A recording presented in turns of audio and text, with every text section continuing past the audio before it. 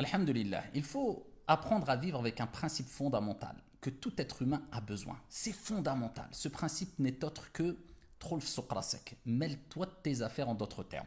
Alors je m'appuie sur des textes pour dire cela. Et bien sûr, il y a des détails à apporter parce que quelquefois, on doit se mêler des affaires des autres puisque c'est quelque part nos affaires. Mais dans la règle générale, c'est les gens se mêlent des affaires qui ne les concernent pas.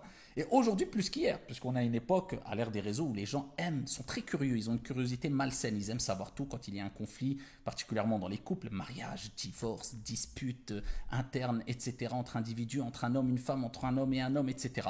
La curiosité malsaine. Et ça pousse l'être humain à se mêler de ce qui ne le regarde pas souvent, malheureusement. Alors qu'on sait toutes et tous que le prophète alayhi salatu wassalam, nous a dit min husni islamil mar'i tarkuhu ma la ya'ni. Ce qui fait partie du bel islam de la personne, c'est délaisser ce qui ne le regarde pas, ce qui ne le concerne pas. Mais entre la théorie et la pratique, il y a un fossé. Illa man rahim Allah. Sauf pour celui à qui Allah Azza wa Jalla a fait miséricorde. Et je parle pour moi aussi, c'est une exhortation pour moi le premier. Mais il y a un autre hadith très fort, encore plus fort que celui-là, rapporté par At-Tirmidhi d'après Anas radiyallahu anhu wa arda. Un homme est décédé à l'époque du prophète alayhi salatu wassalam. Et lorsqu'il est décédé, une personne a dit Abshir bil jannah, je t'annonce ou reçois la bonne nouvelle du paradis. Et le prophète alayhi salatu wassalam a entendu cette parole. Qu'est-ce qu'il a dit alayhi afdalus salatu wassalam? Il a dit certes tu ne sais pas. Certes tu ne sais pas.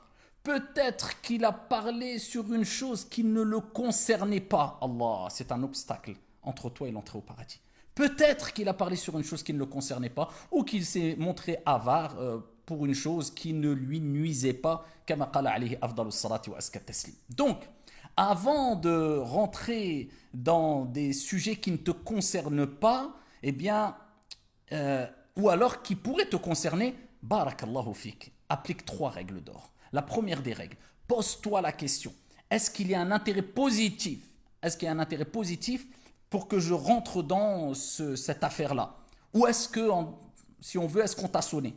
Si on t'a pas sonné, et si tu ne vois pas d'intérêt positif de rentrer, c'est-à-dire que tu ne vas pas apporter quelque chose de positif pour rentrer dans l'affaire, continue pas. Si c'est le cas, oui, il y a un intérêt positif pour que tu rentres dans cette affaire. Parce que quelquefois, attention, il y a des intérêts, surtout quand ça concerne la communauté ou une collectivité de manière générale. Par exemple, il y a des individus qui commettent du mal, qui répandent le mal, et personne ne veut les arrêter. Il faut les dénoncer, il faut rentrer dans cette affaire-là si personne ne se charge de s'occuper de cette affaire-là, bien sûr. Je ne parle pas de ces cas-là. Je parle plutôt dans les situations internes, dans des problèmes qui concernent la vie privée, un homme qui divorce avec sa femme, un frère qui se dispute avec un frère, une sœur qui a un petit conflit. Donc ça n'a pas d'impact sur la communauté. Et il n'y a pas d'intérêt que tu rentres dedans. Mais si on va dire il y a un intérêt que tu rentres dedans, ok, passe à la deuxième règle d'or ou la deuxième étape.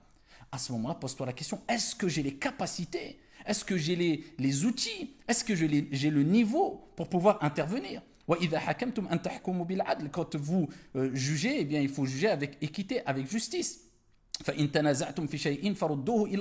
Lorsque vous avez un quelconque désaccord, conflit, renvoyez-le à Allah et son messager. Donc il faut avoir un bagage religieux, scientifique, de l'expérience, de la sagesse. C'est pour cela d'ailleurs, ceux qui arrivent à résoudre plus facilement les conflits, ce sont surtout les gens qui sont dotés de science, mais surtout qui sont matures intellectuellement, qui ont beaucoup d'expérience, qui ont de l'âge.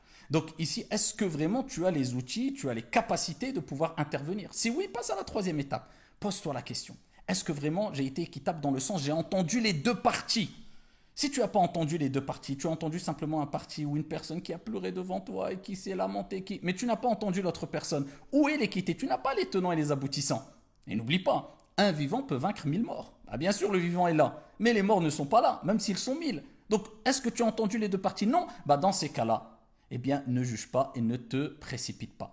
Et de manière générale, retenez cette phrase-là, prophétique, min husni islamil mar'i tarkuhu ma la ya'ni. Ce qui fait partie du bel islam, c'est de délaisser ce qui ne le regarde pas. Et quand il y a quelque chose qui nous regarde, où il y a un intérêt de le faire, eh bien là, à ce moment-là, bien sûr, il y a des cas où il faut intervenir, surtout quand ça a un impact négatif pour la communauté musulmane. Mais quand c'est des conflits internes, eh bien, soit tu t'immisces et tu rentres dans l'affaire en respectant les règles que j'ai précitées, soit le mieux est de s'abstenir. Et n'oublions pas la parole d'Allah Azza wa Jal, innamal mu'minuna ikhwa. Peu importe les conflits, peu importe les problèmes qu'il peut y avoir ici et là, les croyants restent des frères. Et il faut toujours faire la promotion de cette fraternité, être un élément positif qui réunit et non pas qui divise.